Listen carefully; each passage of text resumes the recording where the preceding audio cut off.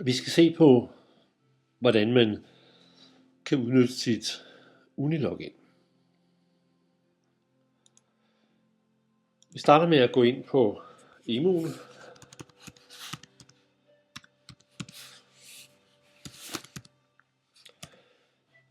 Fordi det er på emu'en, man logger sig ind.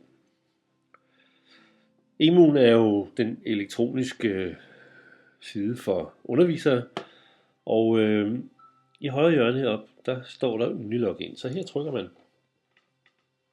Og så bliver man bedt om at indtaste sit Unilogin i boksen.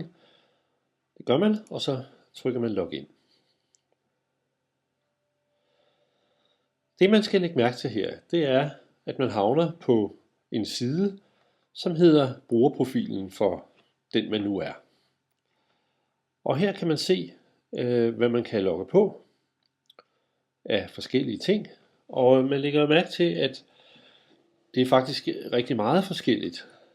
En tjeneste, som hedder DR Skole, indeholder en masse digitaliseret materiale fra Danmarks Radio. Vi har materiale på platformen.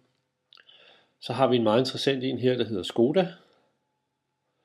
Og så er der selvfølgelig Filmstriben, materialehyldning fra Malling og Bech, Gyldendals Digibib og selvfølgelig Skolekom og Uddannelsesguiden. Men lad os kigge ganske kort på Skoda, som kunne være interessant for rigtig mange af lærerne her på 10. klassecenter Djursland.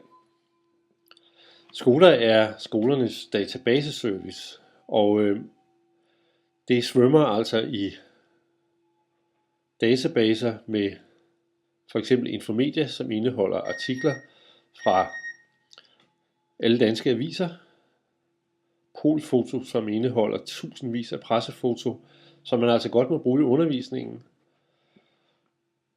Så har vi Faktalink, vi har Forfatterweb, som indeholder en lang række antologier af kendte forfattere over deres liv og deres bøger og litteraturfortolkninger.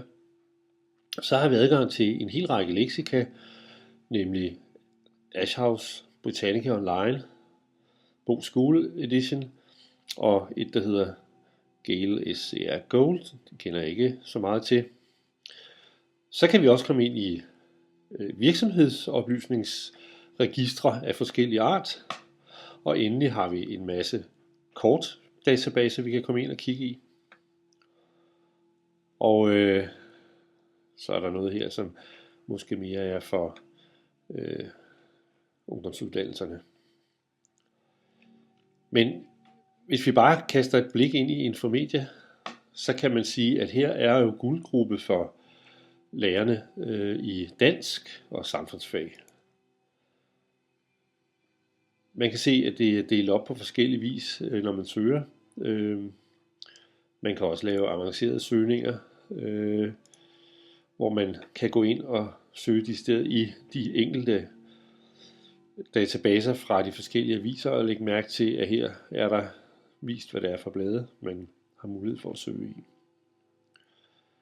Men altså alt det her var jo via emu'en, og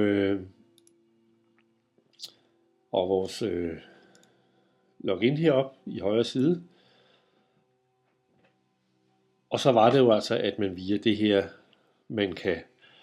man får som overblik på sin profil, hvor man kan se, hvad det egentlig er, man kan komme ind på.